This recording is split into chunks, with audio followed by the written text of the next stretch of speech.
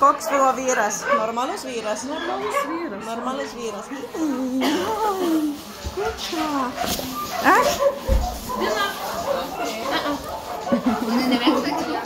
Nu, aš bijau, kad Alvinga tokia antinka.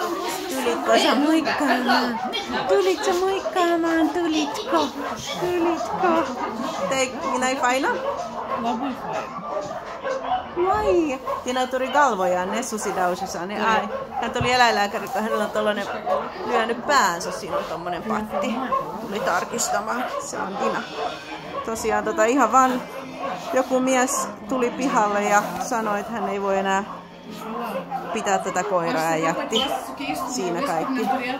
Enempää ei tiedetä hänestä.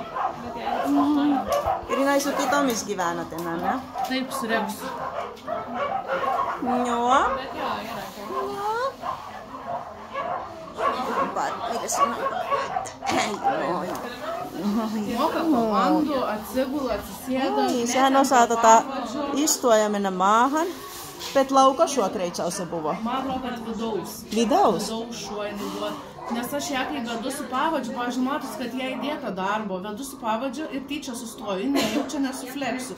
Ir kai jau paučia, kad fleksis įsitempina, atsisuka, ateina prie kojas ir sėdi, tol kol aš nepradedu judėti. Tämä on semmoinen iršvaruspuvokin jätvesäinen. Labai, ir tokia priaugus svorio.